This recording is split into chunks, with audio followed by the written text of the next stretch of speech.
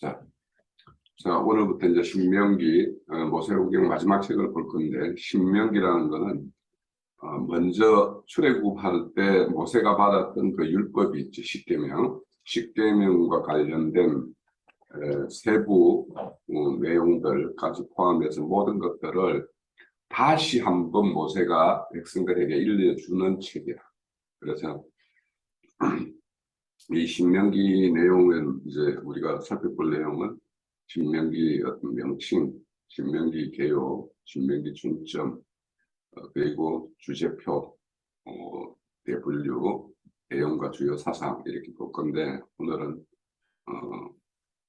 앞부분만 먼저 말씀드리고 내일 다음 주에 또 이어서 이렇게 이야기를 좀 해줄게요.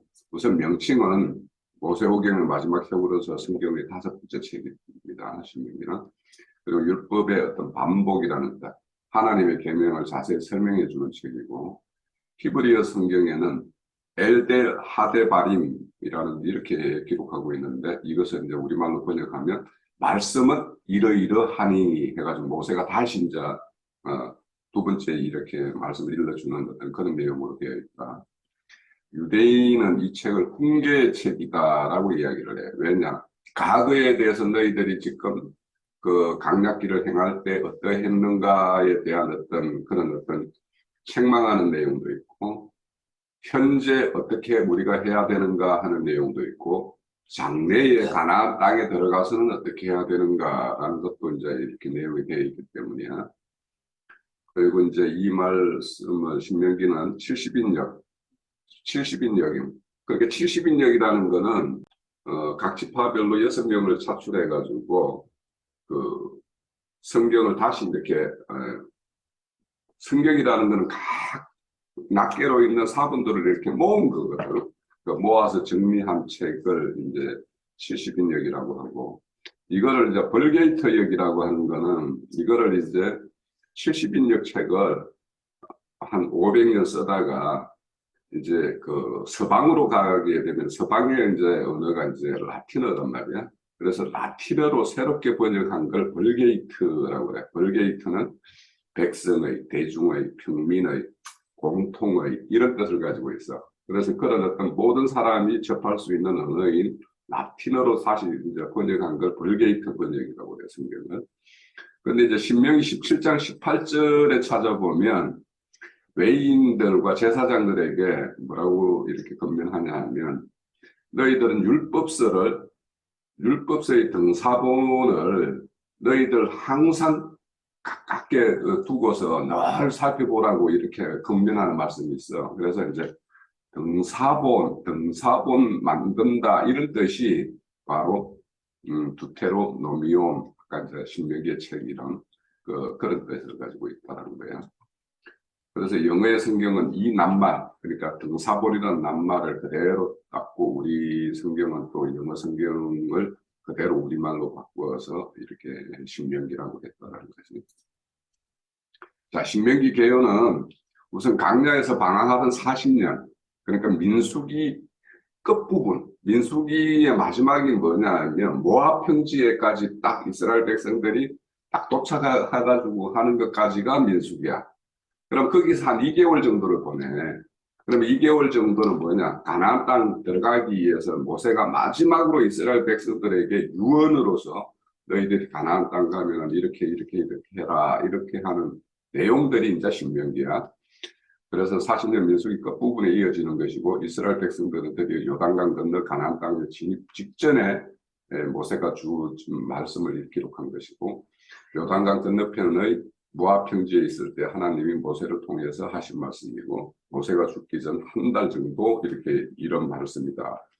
그가 죽은 후 한 달간 애국한 것을 포함하면 신명기는 한 2개월 동안에 그 모압 평지에 있을 때 이를 기록한 것이고, 모세는 죽기까지 충성한 사람이다. 주님이 마귀에게 시험을 받으시며 3번이나 물리치실 때 인용한 말씀이 신명기 말씀이다라는 거야. 또 신명기 이제 두 번째로 보면 이제 가나안 입성을 준비하는 기간이지. 그래서 애굽에 나왔을 때 세대가 다 죽었어. 그러니까 광야 40년은 1세대가 다 죽는 시간까지 기다린 거나 마찬가지야, 하나님 입장에서는.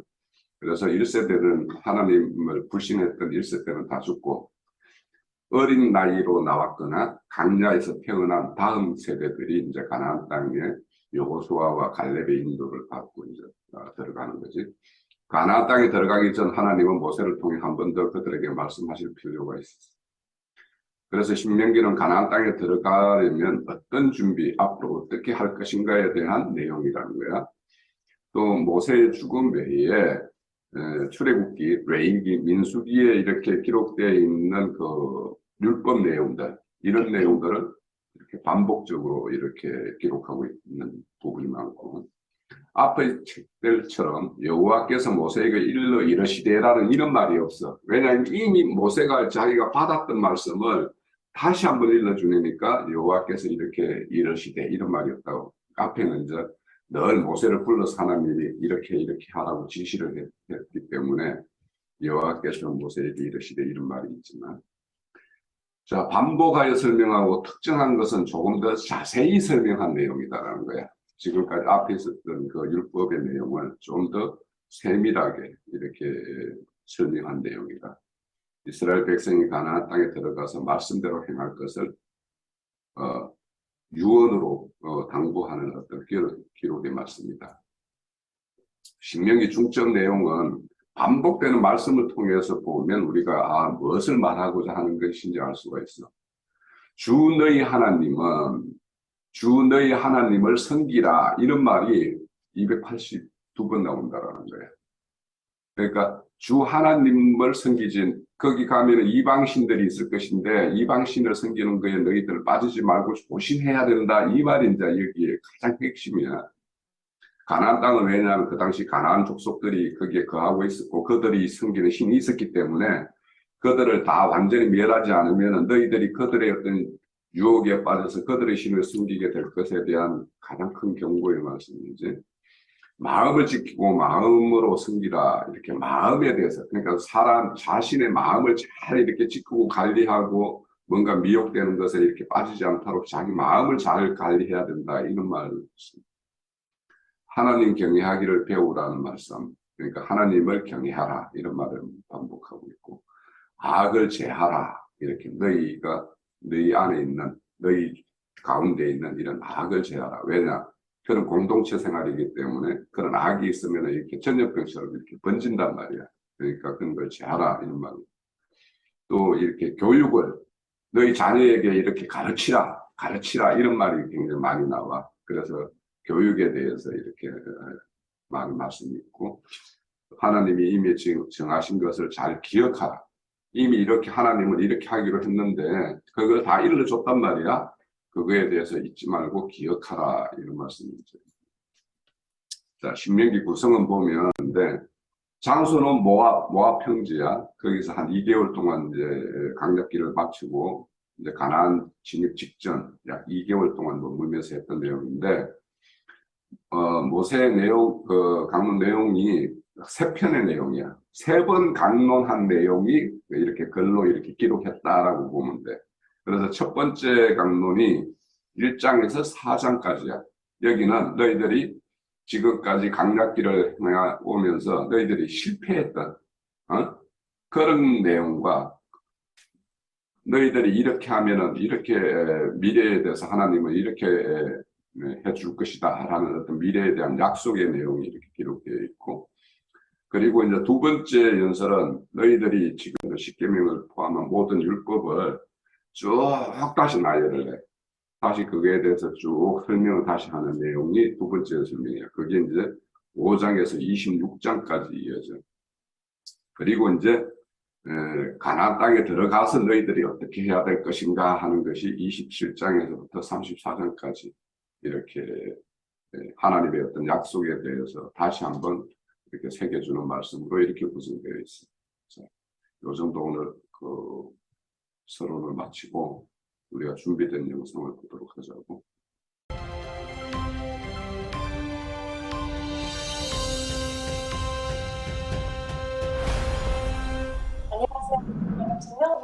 안녕하세요. 이번에는 신명기에 대해 살펴보겠습니다. 유대인들에게 신명기의 핵심 구절을 선택하라고 하면 6장 4절에서 9절을 꼽을 것입니다. 이 구절은 첫 단어가 쉐마라는 히브리어 단어로 시작하기 때문에 유대인들은 쉐마로 부릅니다. 이는 들으라는 뜻입니다.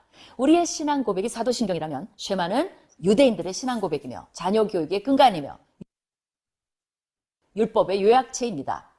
신앙심이 깊은 유대인들은 정기적으로 쉐마를 암송하며 필렉터리라는 조그마한 가죽 상자에 이 말씀을 넣은 뒤 이마와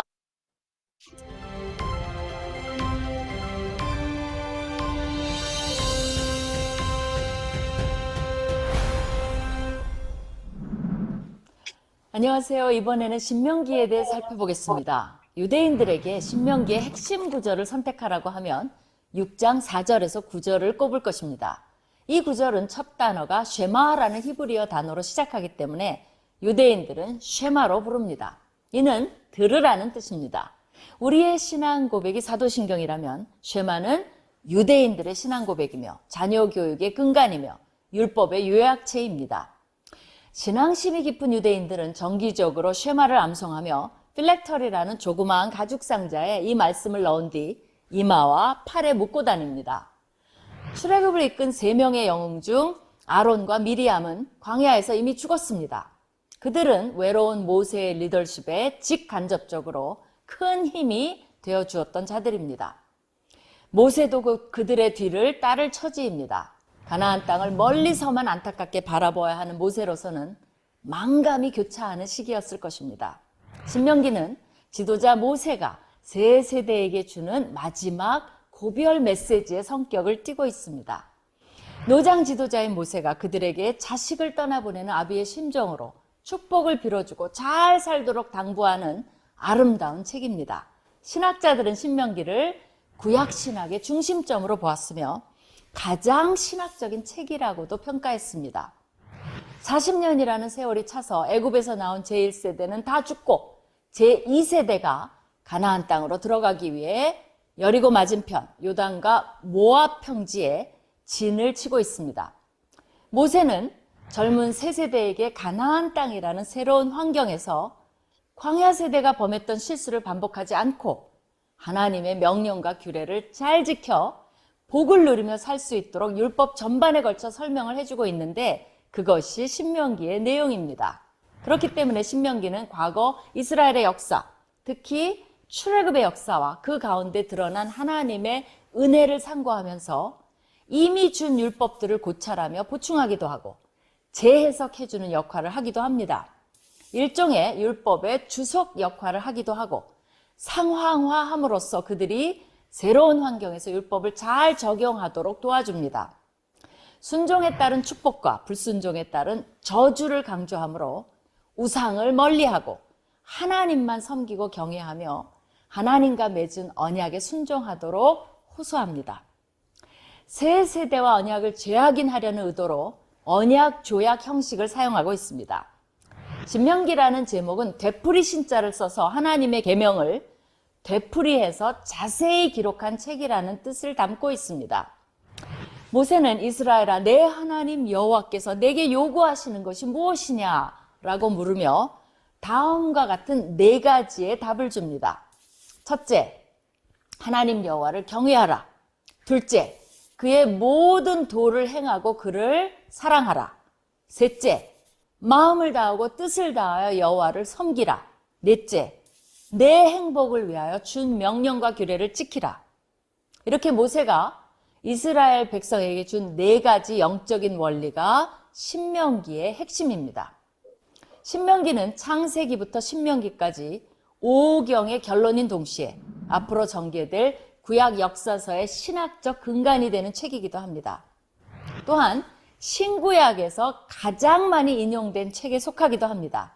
구약에서만 350번 이상, 신약에서도 190번 이상 인용됩니다. 예수님도 사탄의 3번의 유혹을 모두 신명기를 인용함으로써 물리치셨습니다. 서기관 중 한 사람이 예수님께 계명 중에 첫째가 무엇이냐고 물으니 예수님께서는 바로 마음을 다하고 뜻을 다하고 힘을 다하여 내 하나님 여호와를 사랑하라라는 쉐마절을 인용하십니다. 신명기는 한 분 하나님, 한 백성, 한 성전을 강조합니다. 가나안 민족들처럼 다신을 믿지 않기 때문에 많은 신전이 필요 없다고 말하며 중앙성전 하나만 고집합니다. 여호와께서 택하신 곳으로 예배 장소의 단일화를 주장합니다. 하나님의 이름을 강조하는 이름의 신학도 중요합니다. 하나님의 이름이 언급된 문맥은 항상 헌신과 관계를 요하며 그분의 소유권을 의미하며 임재하심을 의미하며 여호와께서 언약에 대해 신실하실 것을 의미합니다. 신명기에서는 하나님의 말씀이 토라로 대변되어 있고 토라에 정경의 권위를 부여합니다. 고대 근동의 신들은 주로 일관성이 없고 변덕이 심하기 때문에 신자들은 늘 불안한 상태에 있었습니다. 그러나 이스라엘의 하나님은 뜻을 명확하게 밝히고 지켜야 할 사항을 말씀으로 요구하셨기 때문에 이것이 행운이요 자비의 표현이며 속박이 아니라 자유의 계시로 여겨졌습니다. 이렇듯 율법에 대해 긍정적 이해를 강조합니다. 하나님의 사랑에 대한 신학도 잘 나타나 있습니다. 하나님이 먼저 이스라엘을 사랑하셨음을 강조합니다. 이스라엘을 선택하신 것은 그들이 자격이 있기 때문이 아니라 순수하게 하나님의 사랑 때문입니다. 그렇기 때문에 하나님께서는 우리의 사랑도 종교적인 의무가 아닌 마음에서 우러난 것이기를 바라십니다. 신명기는 부담 없이 큐티 시간에 묵상하면서 읽는 것이 최고입니다. 보석과 같은 메시지를 무수히 발견할 것입니다. 모세의 메시지에 많은 은혜 받으시기를 축원합니다. 신명기는 성경의 5번째이자 토라의 마지막 책입니다. 출애굽 후 이스라엘은 시내산에서 1년을 지내며 하나님과 언약 관계를 맺습니다. 출애굽 세대는 광야에서 끔찍한 여정을 겪고 결국 하나님이 아브라함에게 약속하신 땅으로 들어가기에 부적격 판정을 받죠. 신명기는 모세가 새로운 세대 앞에서 토라를 설명하는 장면으로 시작되고 여기서부터 이 책의 구성과 목적이 펼쳐집니다. 신명기는 모세의 설교 시리즈로서 그가 새로운 세대에게 하나님과의 언약에 신실하라고 권면하는 내용입니다. 책의 중심에 나오는 율법들은 하나님과 이스라엘 사이에 맺어진 언약인데요. 새로운 율법도 있지만 대부분 시내산에서 주어진 율법의 반복이죠. 이 책의 이름도 바로 여기서 왔습니다.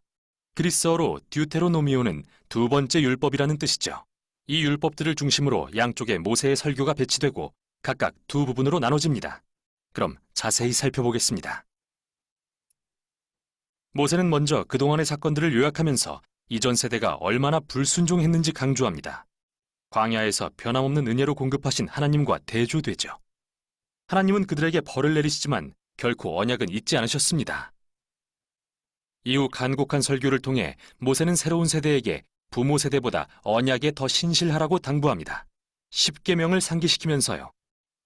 이 부분의 한가운데 유명한 구절인 쉐마가 등장하는데요. 모세는 말하기를 들으라 이스라엘 우리 하나님은 유일한 여호와시니 너는 마음을 다하고 뜻을 다하고 힘을 다하여 내 하나님 여호와를 사랑하라. 이게 유대교에서 매우 중요한 매일의 기도가 되고 이 구절이 신명기의 모든 주제들을 이어주죠. 히브리어로 쉐마라는 말은 단순히 듣다라는 뜻 이상의 의미를 갖는데요. 들은 것에 반응하다, 우리말로 순종하다라는 뜻을 포함합니다. 또 히브리어로 사랑이라는 말도 감정이나 느낌 이상을 의미하는데요. 사랑은 전심으로 하나님께 헌신하겠다는 결단이며 우리의 의지, 감정, 생각, 마음을 다해야 하죠. 이렇게 이스라엘이 하나님께 순종하고 헌신하는 것은 훨씬 큰 목적을 위함인데 율법에 순종함으로써 열방에서 특별한 민족이 될 것이기 때문이죠. 하나님이 시내산에서 말씀하신 것처럼 그들은 제사장 나라가 될 텐데요. 모세가 방법을 알려줍니다. 이스라엘은 율법을 지킴으로써 온 세상에 하나님의 지혜와 공의를 드러낼 기회를 갖습니다. 쉐마의 또 다른 핵심은 이스라엘이 유일한 여호와께 순종하고 헌신해야 한다는 건데요. 히브리어의 문자적 의미는 여호와는 한 분이시다이고 문맥상으로는 여호와만이 이스라엘이 예배하고 순종할 유일한 하나님이라는 의미죠. 이스라엘은 이제 가나안 땅으로 들어가려고 하는데 그곳은 태양, 날씨, 성, 전쟁 등 온갖 피조물을 대표하는 신들을 섬기는 곳이죠. 모세가 볼 때 이런 우상을 숭배하는 건 인간을 천하게 하고 공동체를 파괴하지만 창조와 구속의 이스라엘의 하나님을 예배하는 건 생명과 복으로 나아가는 길이었습니다. 이제 신명기의 중심에 율법 모음이 등장합니다. 크게 주제별로 배치되어 있는데 시작은 이스라엘이 하나님을 예배하는 법규입니다. 그들은 중앙의 한 성전에서 유일한 하나님만 예배해야 했고 가난한 사람들을 돕는 것으로도 하나님께 예배를 드렸죠. 예를 들면 모든 이스라엘 민족은 연수입의 10분의 1을 떼어 성전에 드리고 3년에 한 번 다른 10분의 1은 가난한 사람에게 주어야 했는데, 이런 법규로 인해 이들은 고대 주변 민족에 비해 가장 정의로울 수 있었고, 이는 모두 하나님을 예배하는 것과 연관이 있었죠.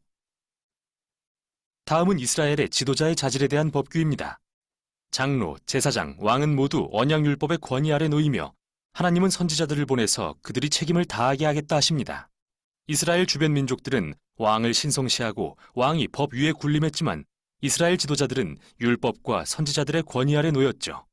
이후 상당 부분 이스라엘의 시민 생활에 대한 법규, 즉 결혼, 가정, 사업에 대한 설명이 나오고, 사회 정의에 대한 법규, 즉 사법제도를 통해 과부와 고아와 이민자를 보호하는 방법도 소개된 뒤 예배에 대한 추가적인 법규로 끝을 맺습니다. 자, 율법들을 읽는 요령입니다. 먼저 기억할 것은 이 율법들은 시내산 언약의 조건으로 고대 이스라엘에게 주어졌다는 겁니다. 이 시대의 문화와는 매우 다르죠. 두 번째, 이 율법을 문화가 다른 현대의 법과 비교하는 건 도움이 안 되는데요. 오히려 이 율법이 이스라엘을 구별하고자 주어진 것인 만큼 당시 주변 민족인 아수르나 바벨론의 법과 비교해야 합니다. 그렇게 바라보면 가혹하거나 특이해 보이던 율법이 훨씬 더 명료해집니다. 이렇듯 하나님은 이스라엘에게 이전에는 없던 높은 차원의 정의를 요구하신 겁니다. 끝으로 어느 특정 법규에 담긴 지혜나 정의의 핵심 원리가 무엇인지 분별해보면 정말 심오한 뭔가를 발견하게 될 텐데요. 자, 여기 숙제입니다.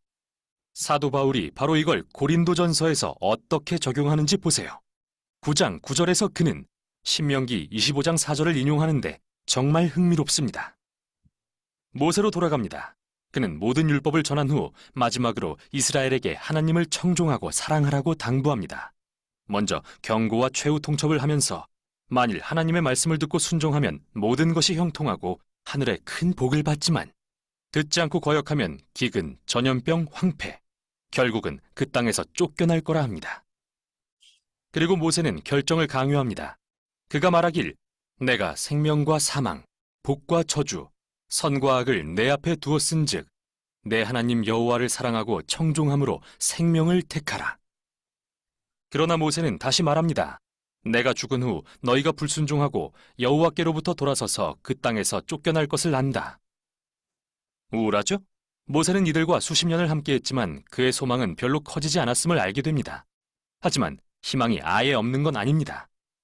모세는 언젠가 포로된 이스라엘이 하나님께 돌아오기만 하면 여호와께서 마음에 할례를 베푸사 그들로 마음과 뜻을 다하여 여호와를 사랑하고 생명을 얻게 하실 거라 말하죠. 이 생생한 비유는 이스라엘의 마음이 근본적으로 잘못되어 있음을 보여줍니다. 고집스럽고 완악한 마음은 모든 인간의 마음과 다를 바가 없습니다. 이 모든 게 에덴 동산의 반역으로 거슬러 올라갑니다. 인간은 하나님이 아닌 자기가 원하는 대로 선과 악을 정의하여 하나님의 선한 세상을 망치고 말죠.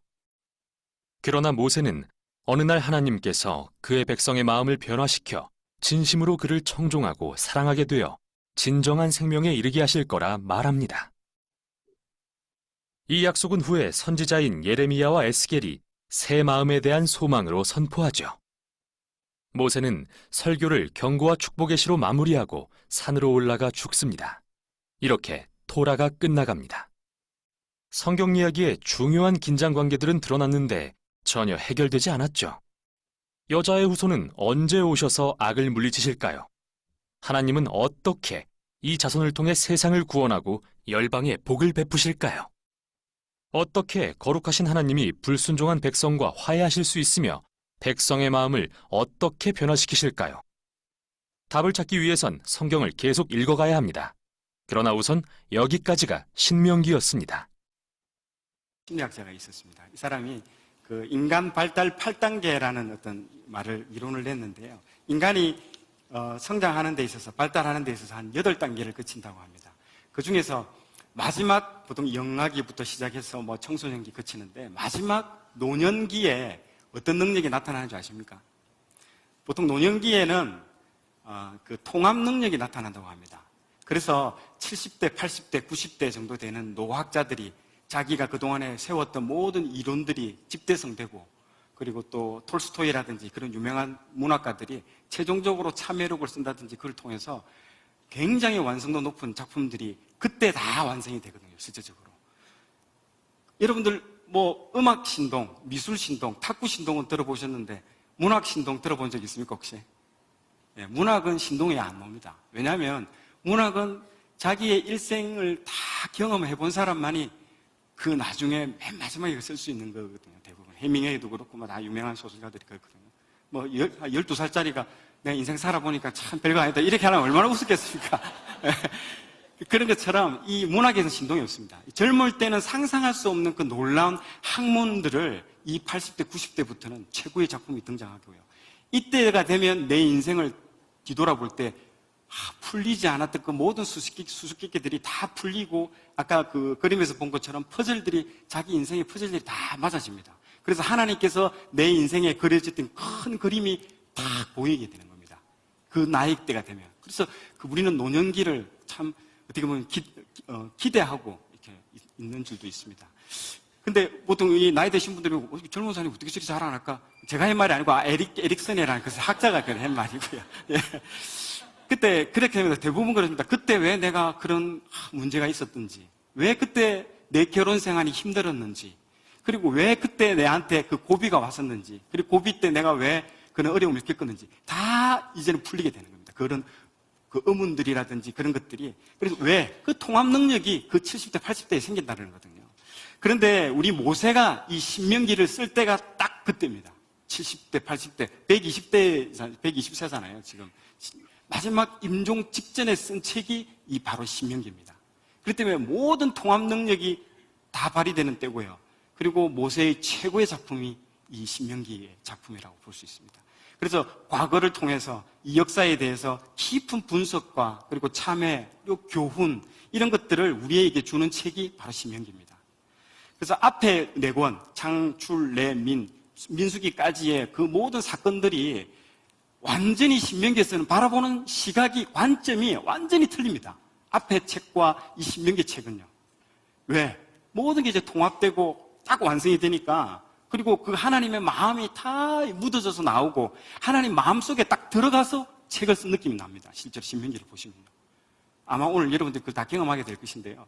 확실히 다릅니다. 그래서 반드시 성경 개관하기 전에 한번 읽어보고 오시는 게 좋습니다. 읽어보시고 끝나고 나서 내일 아침에 또 한번 읽어보십시오. 그러면 여러분들이 보는 눈이 확실히 달라질 것입니다. 자, 한번 이제 달려가 보도록 하겠습니다. 다음 장 한번 넘겨보십시오. 예. 자, 신명기 제목부터. 지난번에 민수기도 제목으로 제가 한번 재미를 좀 봤는데요. 신명기도 제목이 중요합니다. 그러니까 여호수아나 뭐 이렇게 사무엘 사람 이름 나오는 건 재미없고요. 다 아니까. 이런 사람 이름이 안 나오는 제목들은 유심히 봐야 됩니다. 거기에 비밀이 숨겨져 있기 때문에요. 자, 영어로 보면 신명기가 듀트로노미입니다. 듀트로노미. 이 듀트로는 두 번째라는 뜻이거든요. 여러분들 가수가 두 명이 부르는 가수를 뭐라 합니까? 듀엣이라고 하죠. 듀엣. 그리고 더블, 듀엣. 이 2라는 숫자거든요. 서로 마주보고 노래 부르면 웃음이 난 터지던데 잘 부르더라고요. 그러니까 이 2라는 숫자가 이 듀트로라는 뜻이고요. 너미는 너모스. 이게 율법, 계명이라는 뜻이거든요. 그래서 이 두 개를 합치면 두 번째 계명. 즉, 이 책은 율법을 다시 한 번 더 재강조해 주겠다. 다시 한 번 내가 이 율법에 대해서 너희들한테 알려주겠다라는 겁니다. 그래서 두 번 반복한다라는 개념으로 듀트로노미입니다. 이 영어가 의미가 있습니다. 잘 들어보셔야 됩니다. 그리고 신명기, 자, 퀴즈를 한번 내보겠습니다. 자, 신명기 이름을 쓸 때에 신명기 한자가 1번일까요? 2번일까요? 3번일까요? 1번 손 한번 들어보십시오. 1번. 1번은 하나님의 신신자, 하나님의 명령. 두 번째는 납신자, 납의 명령인가? 이렇게. 세 번째는 새로운 명령. 자, 1번, 2번, 3번. 예. 정답은 2번입니다. 2번. 아무도 손 안 들었습니다, 방금. 이게 뭐냐면요. 생각해보세요. 성경을 처음에 썼을 때 누군가가 우리 선대에 있던 분들이 그렇게 기도 많이 하시는 분들이 성경을 다 신명기를 다 읽어봤을 거 아닙니까? 그리고 제목을 쓸 거 아닙니까? 이 제목을 어떻게 쓰는 게 가장 이게 좋을까 고민해서 한문으로 쓴 제목이 이 두 번째 제목입니다. 이게 뭐냐면 납신자인데요. 실제적으로 보면 되풀이할 신자입니다. 되풀이할 신자거든요.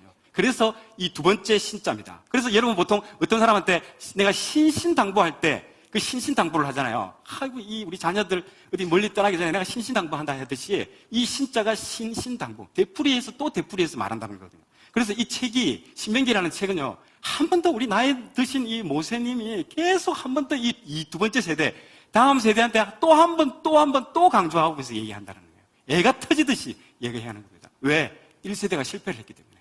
너희들은 그러면 안 된다는 그 뜻입니다. 아시겠죠? 자, 그런데 지금 보시는 바와 같이 왜 하나님은 이 신명기를 통해서 왜 율법을 또 강조했을까요? 일단 여러분들 의문점을 품어야 됩니다. 왜 또 새로운 얘기 하면 좋은데 왜 또 한 번 이런 걸 강조했을까? 이 출애굽 1세대는 하나님을 기적을 눈으로 목격한 세대입니다. 다 봤어요. 그럼에도 불구하고 불순종으로 모두 다 죽었습니다. 다 모래, 바람에 다 휩쓸려 갔습니다. 하나님을 직접 경험하지 않은 이 출애굽 2세대는 본 게 없어요. 경험도 안 했어요. 하나님이 왜 어떤 분인지도 잘 몰라요, 이게. 근데 이 사람들한테는 얼마나 안타깝습니까? 그렇기 때문에 이 사람한테 신명기를 통해서 정말 마지막으로 호소하는 책입니다, 이게. 너희들은 너희 아버지 세대와는 다르게 꼭 가나안으로 들어가야 된다.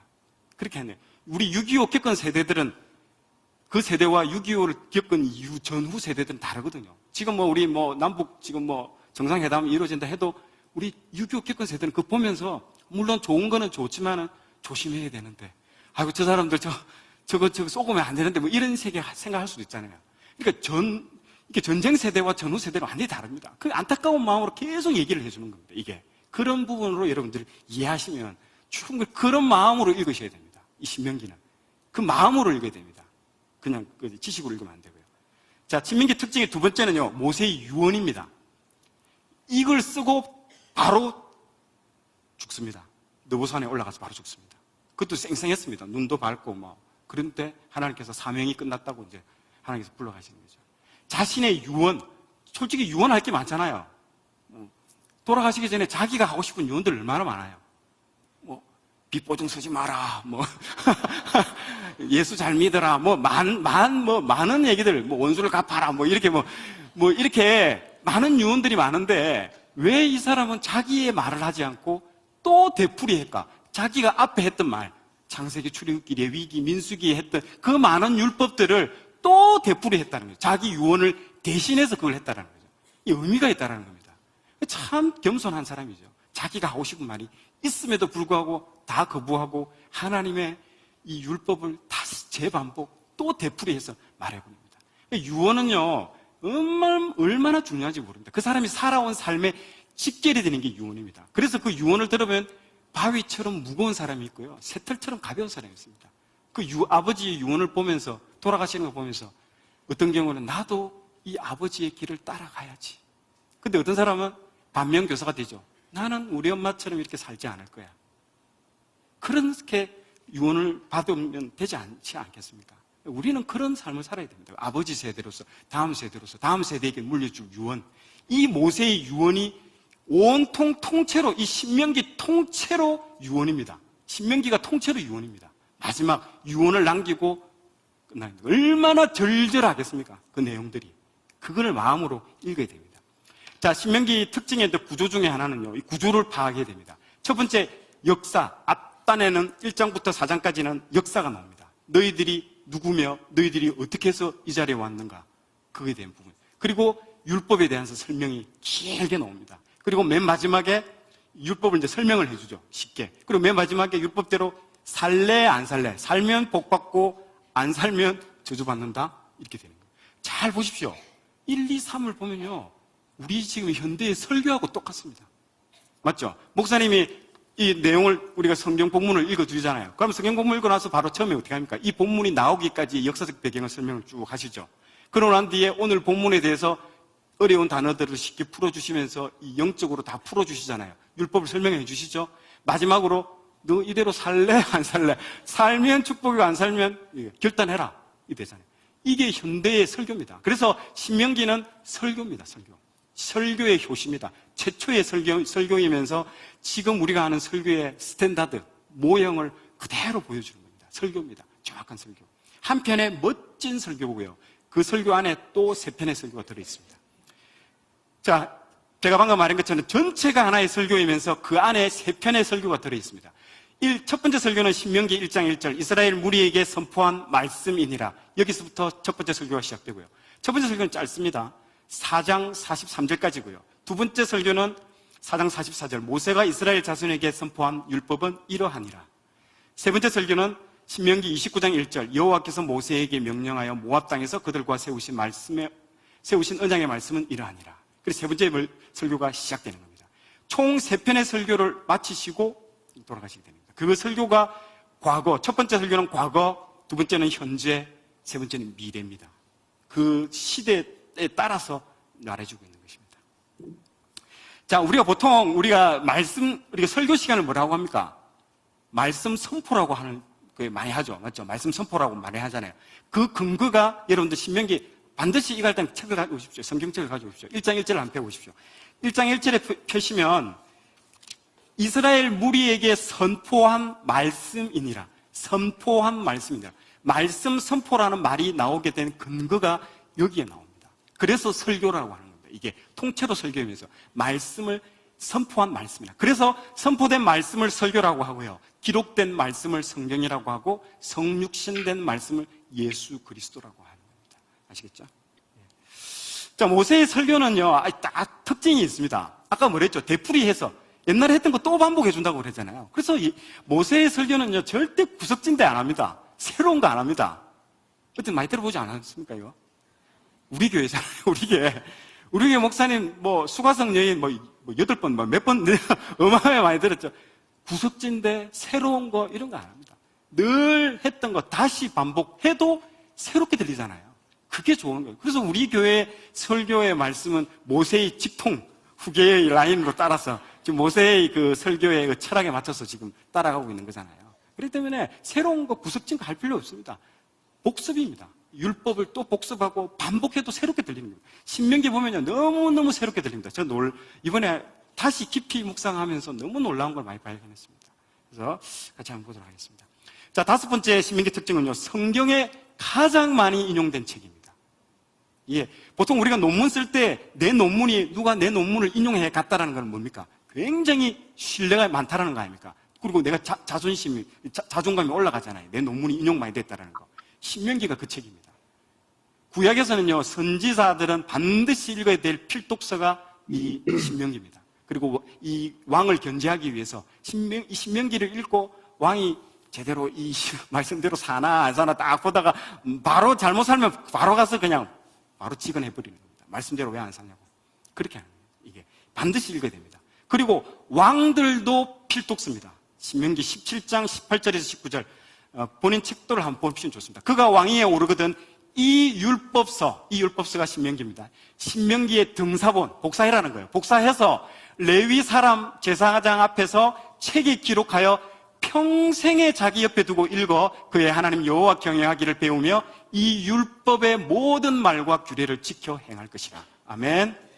예, 왕 옆에 항상 두고 읽고 복사해서 보고 또 보고 해라는 겁니다. 이렇게 명령을 해놨습니다, 하나님께서. 그런데 어떻게 됐을까요? 말씀대로 지키지 못했죠. 다윗은 싸움하느라고 바빠가지고 책 읽을 시간도 없었어요. 예. 정신이 없었습니다. 그래서 누가 그 역할을 했을까요? 나단 선지자가 그 역할을 했죠. 바로 우리 바세바하고 이렇게 문제가 생겼을 때 바로 가서 이렇게 바로 직언을 해버리잖아요. 나단 선지자가 신명기를 읽고 한 거예요. 그리고 솔로몬도 지킨 기록이 없습니다. 읽었다는 기록도 없고요. 요시야 때 이제 처음 이걸 지켰습니다. 신명기 책을 읽고 그걸 읽자마자 막 옷 찢고 막 눈물 흘리고 해서 우상 산당들 다 제거하고 종교 개혁을 일으키잖아요. 유월절을 그때 처음 지켰습니다. 다윗도 유월절 안 지켰고요. 솔로몬도 유월절 다 안 지켰어요. 뭔지도 몰라. 이 책도 없었기 때문에. 그런데 유일하게 요시야 때 그때 유월절이 처음 지켜집니다. 오랫동안 안 지켜지다가. 볼까요? 요시야 종교개혁이 역대하 34장에 나옵니다. 여러분들 열왕기하하고 역대하하고 비슷한데요. 그래도 여러분들 역대하를 보는 게 좋습니다. 열왕기는 이스라엘 북쪽하고 남쪽을 다 기록한 책이기 때문에 대략 기록되어 있습니다. 그러나 역대는 차이점이 뭐냐면 남쪽에 있는 남유다의 왕들을 전문적으로 기록한 책이기 때문에 아주 디테일하게 나옵니다. 그래서 항상 남쪽 왕에 대해서 궁금한 거 있으면 역대기를 읽으시면 좋습니다. 역대하 34장에 보면요, 무리가 여호와의 전에 헌금한 돈을 꺼낼 때에 제사장 힐기야가 모세가 전한 여호와의 율법책을 발견하고, 이 율법책입니다. 이 신명기입니다. 이 모세오경이면서 신명기라고 지금 보여집니다. 사반이 왕 앞에서 그것을 읽으며 왕이 율법의 말씀을 듣자 곧 자기 옷을 찢더라. 옷 찢는 거 아시죠? 저번에 본 것처럼. 예, 것처럼 종교개혁을 이걸 읽고 나서 했습니다. 이게 그동안에 책이 어디 있는지도 몰랐던 거예요. 그러다가 성전 청소하다가 헌금통을 꺼내다가 거기 딸려오는 거예요. 뭐야 하면서 딸려온 게 책이 신명기 책이 딸려온 거예요. 그걸 읽어보니까 뭐 땅을 치고 이제 눈물 흘리면서 이거 왜 이렇게 안 지켰냐고, 몰라서 못 지켰다는 거죠. 자, 한번 볼까요? 이제 이 그림이 이제 이거죠. 이게 요시야가 이제 발견돼가지고 쭉 읽는 겁니다. 읽고 너희는 가서 나와 및 이스라엘과 유다의 남은 자들을 위하여 이 발견한 책의 말씀에 대하여 여호와께 물으라. 우리 조상들이 여호와의 말씀을 지키지 아니하고 이 책에 기록된 모든 것을 준행하지 아니하였으므로 여호와께서 우리에게 쏟으신 진노가 크도다 하니라. 몰라서 못 지켰던 거예요. 그러니까 책이 어디 있는지도 몰랐던 거예요. 책이 막 아무데나 가는데도 찾지도 않고, 없다고 해서 뭐 찾으려고 하는 사람도 없었고, 우연히 그것도 헌금 그게 가져오다가 딸려서 와가지고 발견한 거예요. 책이. 안타까운 거죠. 자, 신약으로 넘어가겠습니다. 신약은요, 놀라지 마십시오. 무려 80번 신명기가 인용됩니다. 예수님은 아예 그만 끼고 이게 살았습니다. 신명기 책은. 어마어마하게 많이 인용됩니다. 자, 예수님 광야 시험입니다. 광야 시험에 보시면요, 예수께서 대답하여 이르시되 기록되었으되, 두 번째 또 기록되었으되, 이 세 구절의 모든 이 기록된 말씀이 신명기에 기록된 말씀입니다. 이게 누굽니까? 사탄하고 한판 맞짱 뜰 때잖아요. 이게 세 번의 그 대결할 때 그 세 번의 모든 말씀을 다 신명기서에서 인용을 해서 사단을 대적합니다. 그래서 신명기가 중요한 겁니다. 그래서 신명기 8장 3절 맨 위에 사람이 떡으로만 사는 것이 아니요 여호와의 입에서 나오는 모든 말씀으로 사는 줄을 내가 알게 하려 하심이니라. 신명기 8장 3절. 너희의 하나님 여호와를 시험하지 말고, 신명기 6장 16절 말씀.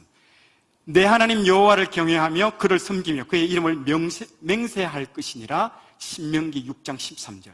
세 개 다 신명기를 가지고 인용을 해서 사단을 물리쳤죠. 이겼습니다. 자, 보십시오.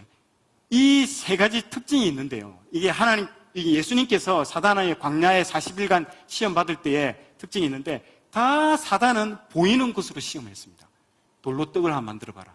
먹고 사는 문제. 해결해봐라. 먹고 사는 문제. 성전 꼭대기에서 뛰어내려라. 슈퍼스타 한번 돼봐라. 능력을 보여줘봐. 사람들은 일을 확 이렇게 하게끔. 눈에 보이는 거. 내게 경배하면 천하만국과 그 영광을 주리라. 눈에 보이는 거. 근데 거기에 대해서 예수님은 다 어떻게 했습니까? 눈에 보이지 않는 것으로 다 응답하십니다.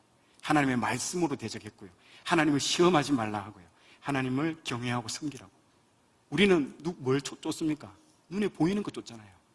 내 눈에 보이는 거. 아까처럼 남한테 내가 인정받고 슈퍼스타처럼 인정받고 먹고 사는 문제 어떻게든 해결하려고 하는, 이 다 눈에 보이는 것만 쫓아다니는 거예요. 근데 예수님은 눈에 보이지 않는 걸 지금 말씀하시고. 볼까요? 눈에 보이는 거고 보이지 않는 거. 고린도후서 이번에 우리 아침 큐티 했죠. 우리가 주목하는 것은 보이는 것이 아니요 보이지 않는 것이니, 보이는 것은 잠깐이요 보이지 않는 것은 영원함이니라. 아멘.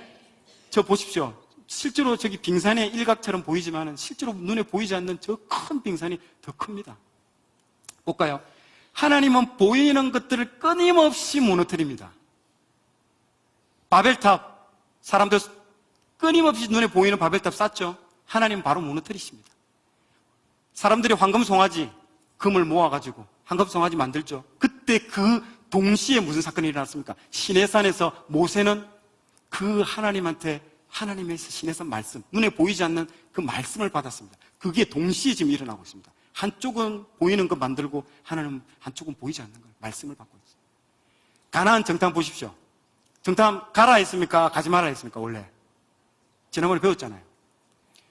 분명히 하나님이 믿음으로 바로 가네스 바냐에 갔을 때 바로 진격하라고 했잖아요. 야, 나만 믿고 바로 가! 했더니 그 뭐라고 했습니까? 가만히 있으세요. 좀 하나님 좀 가만히 있어요. 내가 가서 내 눈으로 보고 정말 갈 만한 땅인지 내 눈으로 확인하고 내가 돌아와서 갈지 안 갈지 가겠습니다. 아니야, 내 말 믿고 좀 바로 진격하면 돼. 가만히 있으세요, 좀. 내가 보고 하겠다고. 계속 그렇게 하잖아요. 보고. 하나님 보지 말고 바로 가라고 했는데. 그러니까 하나님이 가라고 한 게 이겁니다. 그래, 가라. 아유, 이 나쁜 놈. 아유, 가라. 그래서 가라의 그 가라지. 정말 좋아서 그래. 이게 아니에요. 정말 이 녀석들. 안타깝다. 그래, 가라. 이마트 그 장난감 가게 앞에서 다리를 흔들면서 안 사주면 울겠다가 그래, 사줄게. 안 좋은 거 뻔히 알면서 그가 똑같은 거예요, 진짜. 그리고 보십시오. 로마 제국, 페르시아 제국, 그 제국들 지금 다 어디 있습니까? 다 없습니다. 폐허더미에 하나도 남은 거 없습니다. 다 무너뜨리십니다, 하나님. 보이지 않는 것과 보이지 않는 겁니다. 출애굽 1세대와 2세대입니다. 출애굽 1세대는 봤습니까? 안 봤습니까? 하나님 기적, 홍해 갈라지는 거 전부 다 봤습니다. 홍해 닫히는 거 봤습니다. 그리고 만나와 다 봤습니다. 그리고 6월절 그 애굽 땅에 있는 장자들이 죽는 거 전부 눈으로 똑똑히 다 봤습니다. 그런데 본 사람은 어떻게 됐습니까? 다 죽었습니다. 못 들어갔습니다. 근데 2세대 신명기 이 설교 3편만 듣고 보지 않고 듣은 사람들은 어떻게 돼요? 가나안 다 들어갔습니다. 보지 않은 사람은 다 들어갔습니다. 본 사람은 다 죽었습니다. 보는 게 중요한 게 아닙니다. 여러분, 항상 보고 놀란 거 보면 영으로 말씀을 듣는 게 제일 중요합니다. 말씀을 영으로 듣는 게 중요한 것이죠. 막 이상한 거 보여달라고 하면 계속 필요 없습니다. 보는 게 중요한 게, 어떤 사람 그러죠. 내 하나님 하나님 내 보여주면 내 예수 믿겠다. 거짓말입니다. 봐도 안 믿습니다. 왜? 이스라엘의 1세대가 그걸 증명해주고 있지 않습니까? 자, 가이사라 빌립보에서 어떤 사건이 일어났습니까? 가이사라 빌립보 모르십니까? 베드로가 어떤 얘기를 했지 않습니까? 예. 그 놀라운 베드로의 선포가 가이사라 빌립보에서 일어났는데요. 가이사라 빌립보가 어떤 도시냐면요. 로마 황제가 그 헤롯 왕한테 그 땅을 줬습니다. 그래서 헤롯 왕 그 아들이 그 분봉왕 헤롯 빌립입니다. 그래서 가이샤라는 것은 로마 황제의 이름이고요. 빌립은 그 헤롯 왕 아들의 이름을 따서 가이샤라 빌립보거든요. 그 도시는요, 로마의 샘플 도시입니다. 로마를 그대로 옮겨난 하나의 샘플로 만들어 놓은 도시예요. 그렇기 때문에 그 신전도, 로마의 그 각종 신들을 모아놓은 신전도 엄청나게 크고요. 그리고 거기 있는 건물들은 헬라 제국의 모든 건축 양식들이 다 만들어집니다. 완전 가면요, 놀래 자빠집니다. 근데 거기에 13명이 갔잖아요. 12제자와 예수님. 누구가 갔습니까? 갈릴리 촌뜨기들이 다 갔잖아요. 완전 시골 중에 시골, 그 갈릴리의 시골에 있는 사람들이 가서 그 봤을 때, 그러니까 투메 산골에 있는 사람이 청와대에 갔다 생각해 보십시오.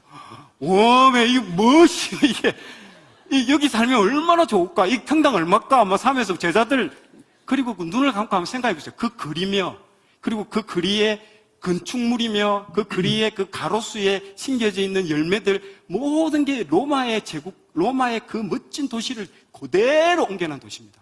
눈에 보이는 그 놀라운 도시입니다. 거기에서 예수님이 놀라운 질문을 한 거죠. 사람들이 나를 누구라고 생각하느냐? 질문을 합니다. 그때 뭐라고 했습니까? 더러는 뭐랍니까? 엘리야라고 하고, 더러는, 예레미, 이렇게 얘기하시죠. 그런데, 너희는 나를 누구라고 생각하냐 물어보잖아요. 그때 베드로가 바로 나죠. 주는 그리스도시요 살아계신 하나님의 아들이라고 바로 대답해 버립니다. 그 대답하는 순간 생각해 보십시오. 다른 제자들은요, 이게 눈에 보이는 것들이 지금 푹 빠져가지고 완전히 거기에 매몰되어 있는 상태입니다. 그 말하는 순간 영적으로 모든 그 로마 제국의 거대한 양식물과 신전들은 다 무너지는 겁니다. 그 말하는 순간. 왜 예수님이 그 장소에서 그 질문을 했을까요? 사람들이 그 눈에 보이는 거에 홀딱 빠져가지고, 우리 대부분 그러잖아요. 우리가 뭐 BMW 보고 이러면, 한번 타봤으면. 멋진 집이 있으면, 그 집에 한번 살아봤으면. 나머지 제자들 다 그 홀딱 다 빠져있어요, 거기. 그 장소에 그 질문을 하신 겁니다. 왜 그 장소에 있었을까? 그 다 시골 같은 그 패션 입고 와가지고, 그 사람들이 지나가면서 볼까 합니까? 그 시골에서 오늘 딱 포가 딱 나잖아요, 거기. 그걸 보십시오. 눈을 감고 한번 생각을 해보십시오.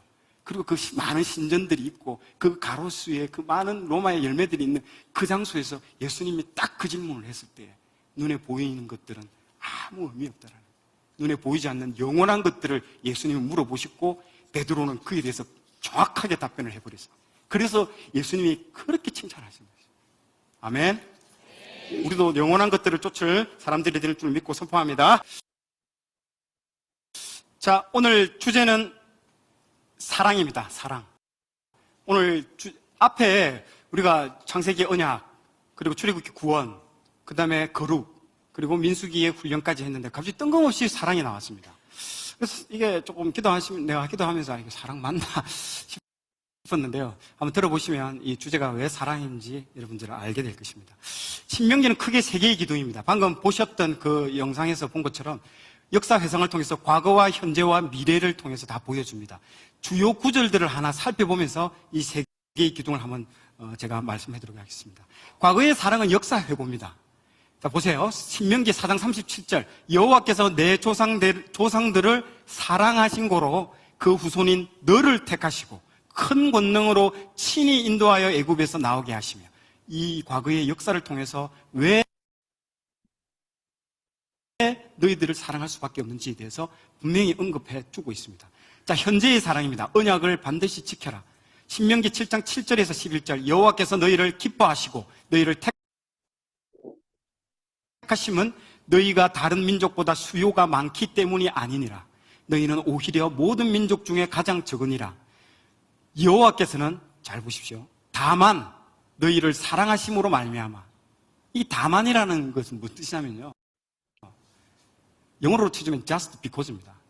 나 이유를 모르겠다는 거예요. 모세가 민수기를 통해서 그렇게 말을 안 듣고 불순종하고 이런 민족을 왜 하나님이 계속 사랑하시는지 정말 이해를 못 하겠다라는 거죠.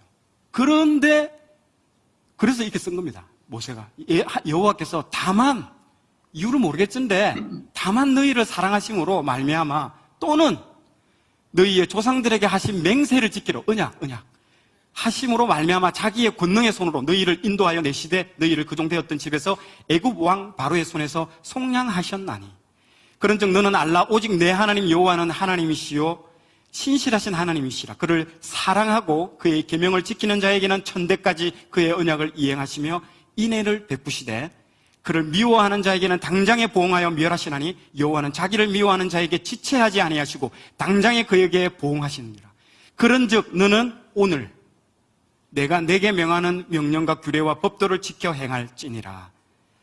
아멘. 예, 이게 현재입니다. 그리고 미래까지 있습니다. 미래의 삶 속에서 사랑입니다. 신명기 33장 3절. 여호와께서 백성을 사랑하시나니 모든 성도가 그의 수종에 있으며 주의 발 아래에 앉아서 주의 말씀을 받는도다. 아멘. 자, 이 모세의 그 신명기 세 개의 기둥에서 나오는 주요 센텐스들을 세 개절에 다 봤는데요. 다 사랑입니다. 그리고 그 사랑이 어떻게 된다고요? 과거에도 사랑했고 현재에도 사랑했고 미래에도 사랑할 것이라는 하나님의 언약입니다. 보십시오. 하나님의 사랑은요, 우리를 초지일간 사랑한다는 겁니다. 초지일간. 예전에도 사랑하고 지금도 사랑하고 앞으로도 그 사랑은 변하지 않을 거라는 확신을 가지고 지금 얘기하는 겁니다. 하나님이 이렇게 사랑하니까 이스라엘 너희들아, 이제 너희도 이 하나님의 사랑에 응답하고 반응 좀 해라. 어떻게 반응한다? 어떻게 응답한다? 그게 바로 신명기 6장 5절 말씀. 시작. 다하고 힘을 다하여 내 하나님 여호와를 사랑하라. 아멘. 하나님이 이렇게 초지일간 과거와 현재와 미래에 계속 너희를 사랑하는데 너희들은 그냥 있지 말고 너희들이 할 수 있는 이 반응을 해라. 마음이 뭡니까? 우리의 영 아닙니까? 영. 뜻이 뭡니까? will. 우리의 혼, 힘. 우리의 그 육신 아닙니까? 영과 혼과 육을 온 힘을 다해서 여호와를 사랑해라. 하나님의 이 온전한 사랑에 우리가 부족하지만은 이 온전한 사랑에 우리가 좀 응답하자. 반응 좀 하자. 반응 좀. 이래서 이 말씀이 나오는 겁니다. 이게 하나님의 사랑. 자꾸 떨어져서 분리적으로 생각해서 읽으니까요, 감이 안 와. 하나님이 이렇게 과거와 현재와 미래를 보셔야 됩니다. 그래서 신명기 이 말을 신약에 딱 한 군절로 옮기면요, 마태복음 6장 33절. 그런즉 너희는 먼저 그의 나라와 그의 의를 구하라. 그리하면 이 모든 것을 너희에게 더하시리라. 아멘. 먼저 해라는 거죠. 이렇게 하나님이 우리에게 사랑을 주시는데 우리의 반응이 하나님 제가 좀 바빴어요. 이건 배은망덕이라는 거죠. 바쁘기로 따지면 하나님 더 바쁘지 무슨 우리가 뭐 바쁩니까? 이런 거는 이런 반응을 보여서는 안 된다는 거죠. 그런데 먼저 그의 하나님 나라와 하나님의 의를 먼저 구해라. 그리하면 내가 말했죠. 면 종류 좋아하시는 우리 하나님 말했잖아요.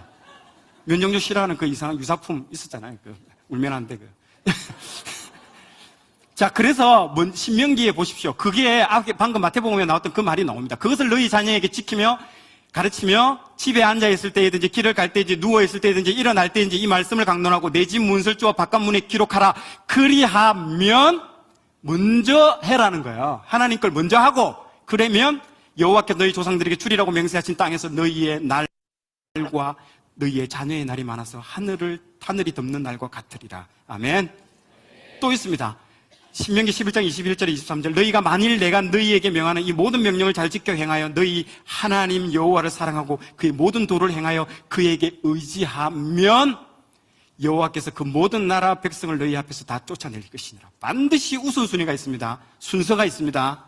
내가 내 하나님 여호와의 말씀을 삼가 듣고 내가 오늘 내게 명령하는 그 모든 명령을 지켜 행하면 내 하나님 여호와께서 너를 세계 모든 민족 위에서 뛰어나게 하실 것이라. 내가 내 하나님 여호와의 말씀을 청종하면 이 모든 복이 내게 임하여 내게 이르리니 이 성읍에서도 복을 받고 들에서도 복을 받을 것이며. 대부분 사람들이 뒤 거만 좋아하지 앞에 건 절대 안 좋아합니다.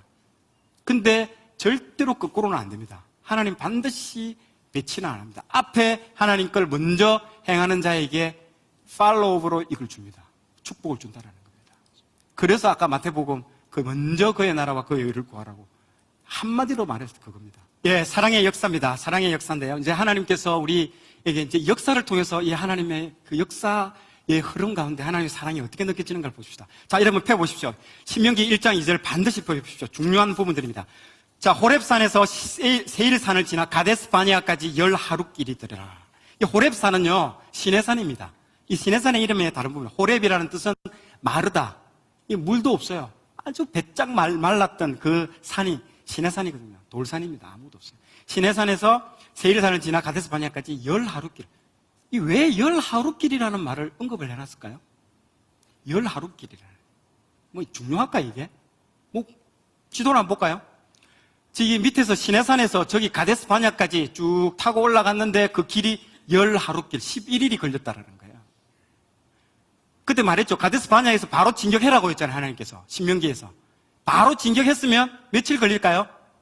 한 15일이면 끝장난 겁니다. 바로 가나안 바로 점령하고 게임 끝입니다. 근데 몇 년 걸렸어요? 40년 걸렸어요.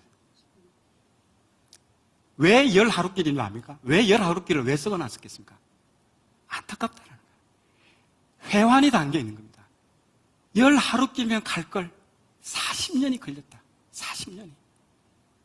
지금 그거를 이 단어를 보면서 여러분도 읽으면서 10하루길이네. 그게 아니에요.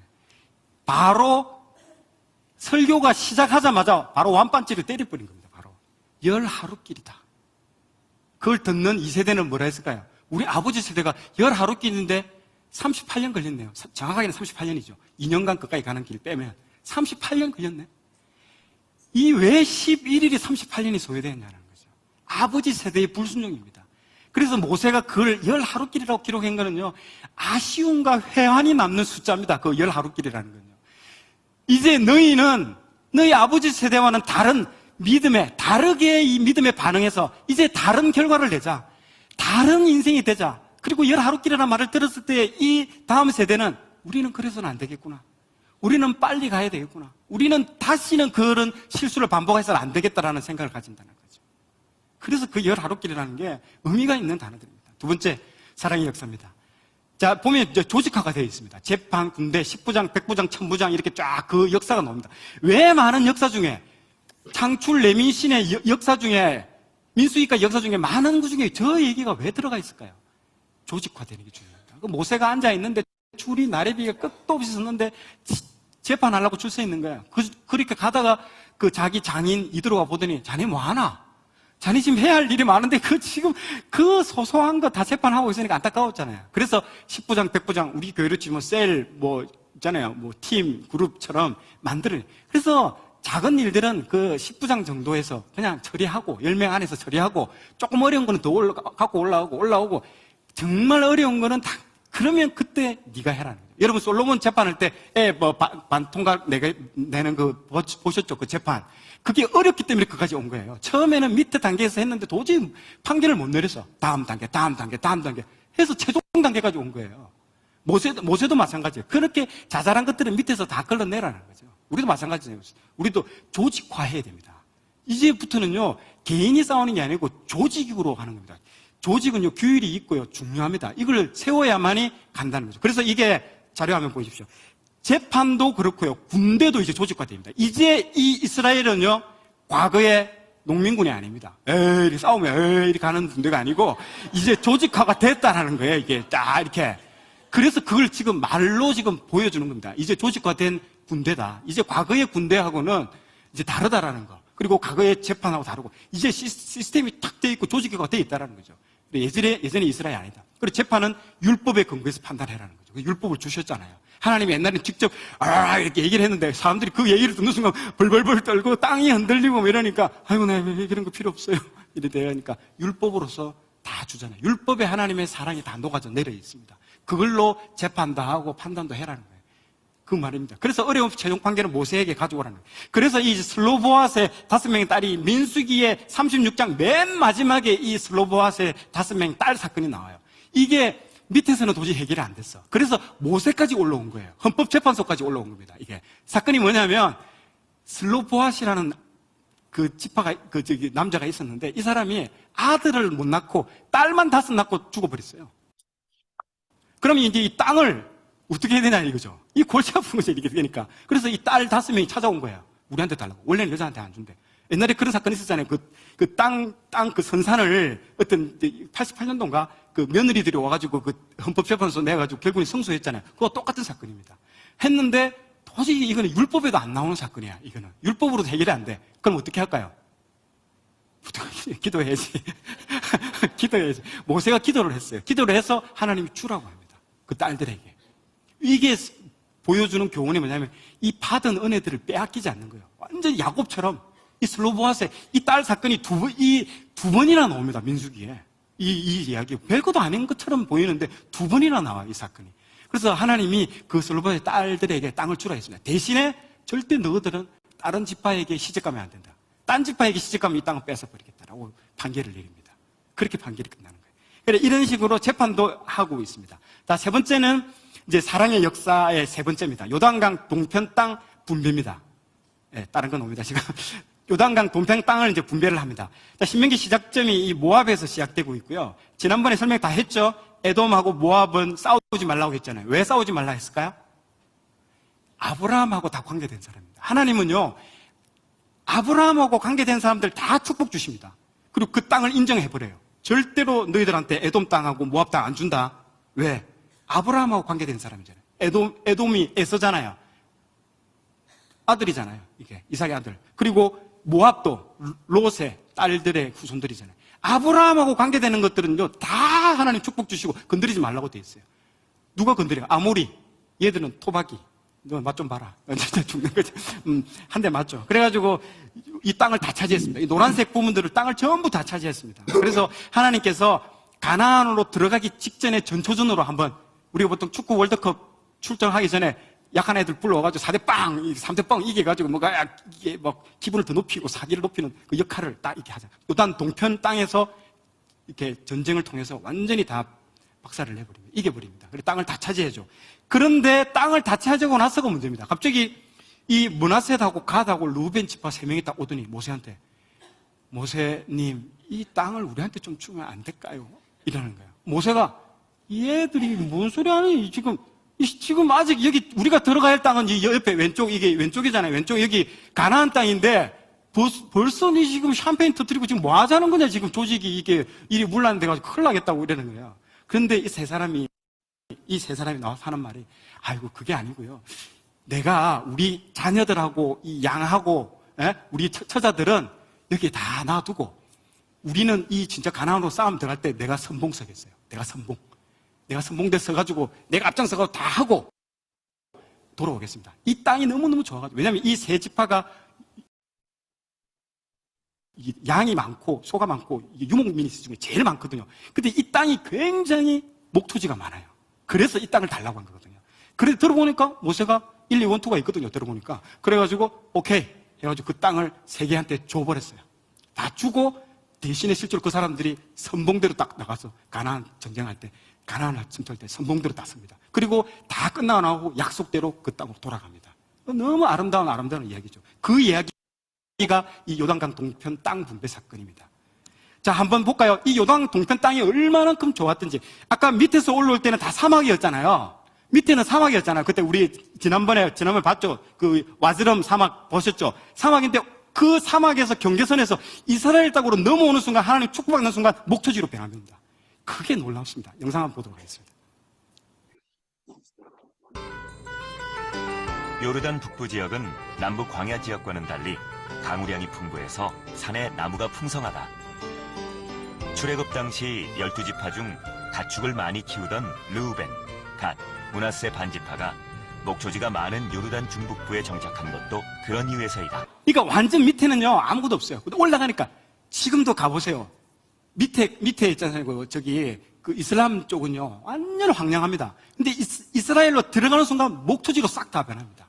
하나님 그 얼마 안 되는 땅인데도 하나님이 거기에는 축복을 주시고요. 여기는 저주가 되는 겁니다. 놀랍게 보입니다. 그 저 모습이거든요. 자, 왜 하나님은 이스라엘 백성을 광야에서 방황하게 했을까?